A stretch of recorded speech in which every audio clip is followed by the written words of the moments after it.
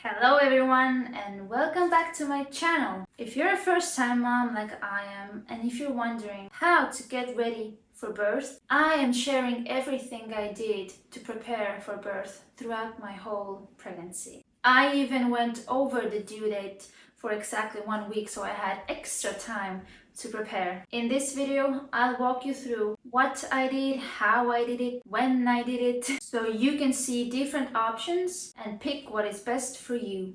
Let's get into it. Pregnancy yoga. I started pregnancy yoga when I was actually about 5 weeks pregnant. So at the very beginning. And I tried different classes, different places throughout the whole pregnancy. But I stuck to it right up till the end. And what is the best thing about them is that they usually have extra time for like conversation. So let's say the whole yoga class, you're gonna be booking for an hour and 15 minutes or something like that. There's gonna be an hour of yoga and there's 15 minutes of just sharing everyone who's in the class. How far along are you? How are you doing? What is happening? And then just supporting each other. So it was amazing. Secondly, I used a birthing ball, which is just the big yoga ball, every single day in my last trimester. I did jumping on it, hip circles, I used it on the floor, just like rolling over it. I did all of these things. You can just look different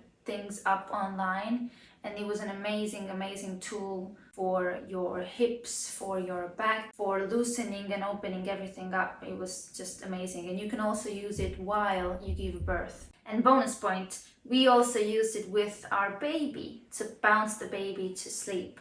So I think it's a great investment. Number 3, breathing exercises and meditation. I think I did them throughout the entire pregnancy, but I started more intensely in the 3rd trimester and especially the last weeks to really help my body relax and calm down and prepare for labor. And at the very end, the last week, I also did labor-inducing guided meditations every single day. Number 4, I read a lot of books during my entire pregnancy, about birth, about what to do with a newborn. I'm the type of person that is all for being prepared.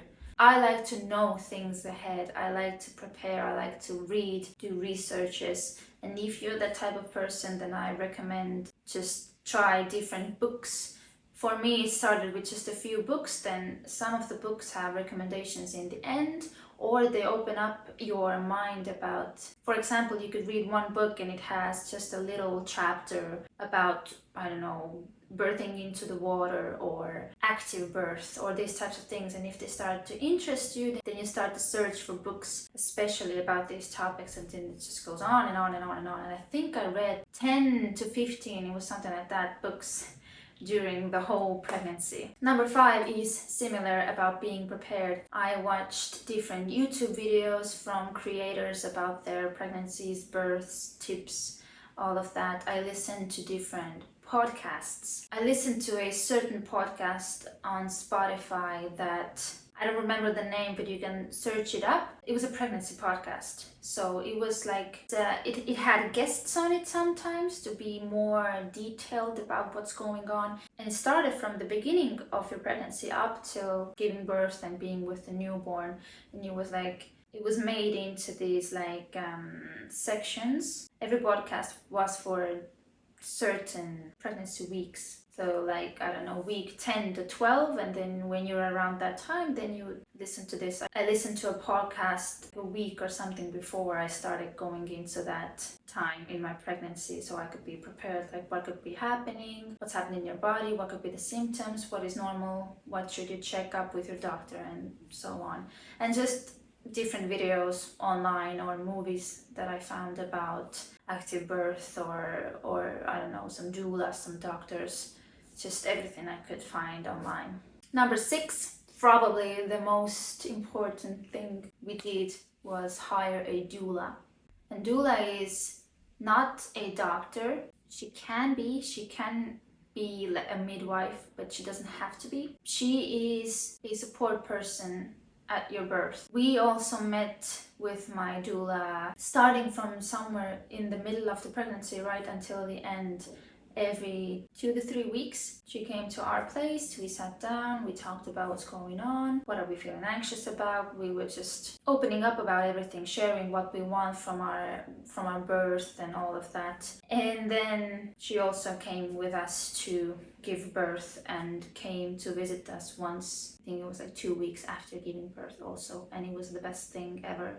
She was the biggest support ever. 100% recommend, 100% will do again when I give birth again. Number 7, I made a birth plan. If you're interested in that, I will link that video below where I talk about it very detailed, but I just made a plan with my doula, with my partner. It was two-sided, so it was really long, and it had just everything on it: what I want, what I don't want, what I could consider, what is a hard no, just for people around me to know who I give birth with, so my partner and doula to support me there, and also when we go to the hospital, the doctor would know who she's dealing with, so she knows what to offer me, what to not offer to me, etc. Number 8, I started packing my hospital bag around 34-35 weeks of pregnancy. I packed everything that could be packed at that moment, so some clothes and hygiene things, everything I could,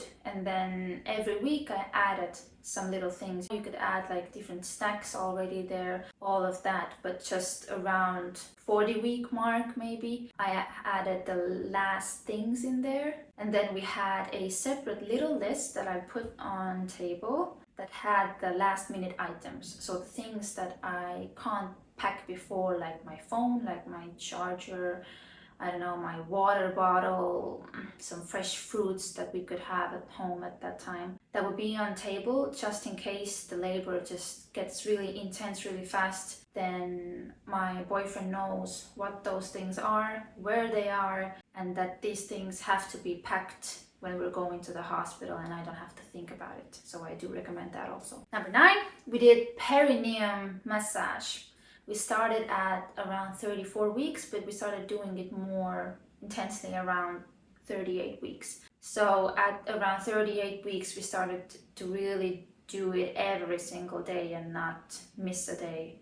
But before that, we just like kind of did it, then we forgot for 3 days, and it wasn't so important to us at that time. We did it because we heard that it might help with the tearing. Most of what the perineum massage is just trying to like stretch it up, to help it already stretch in different directions, to get blood circulating there, to get that skin there really stretchy, so that your odds are on your side as much as possible when you actually go to give birth. I ended up tearing, but it was a 2nd-degree tear, so it was just a little bit into the perineum. So we don't know, did it work?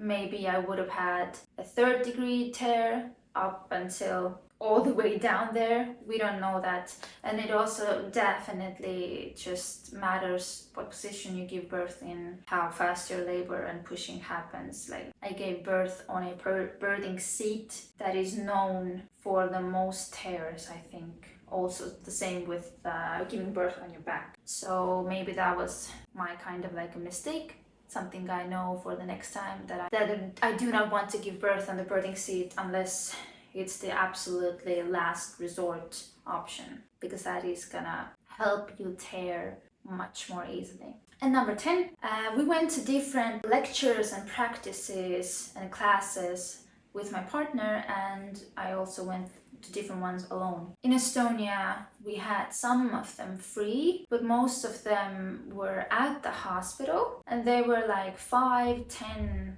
15 euros tops per one time. And I think I counted them all together, and I think I went to like also the same, like 10 to 15, almost like 15 different classes during my pregnancy. And about maybe 3 or 4 of them I took my boyfriend with, that were most necessary. So example, active birth class was for partners. You did different massaging and pressure and movements and all these exercises together. So it's necessary to go there together. And also we went to the first aid class together, so we both would know how to deal with a baby or a toddler if they're choking, if they're not breathing, and all of that. But the other ones about birth, about some pregnancy things, all of that I did just on my own. And they really helped me because, again, I'm the type of person that wants to be prepared and wants to know about all things. I know that there are people that prefer to not know about some risks or some bad parts about pregnancy or birth, but for me it made me feel much more calm when I knew what I was going into, when I knew when something was normal or not, and what to do in these certain situations. So here is my list of 10 main things that I did during my pregnancy to prepare for birth. Of course, there were other little things, and if you're interested in how I actually tried to induce it, so really prepare for it the last week that I went over the due date, and I will link that video below also for you. You can let me know down in the comments, did this video help you? If you're already a person that has given birth, did you also do any of these things? Did they help you? What else would you recommend? And if you haven't given birth, then what interested you in these things, or maybe you're gonna try all of it? You can let me know. I would really love to connect with you in the comments section. Thank you for watching, and I'll see you in the next one.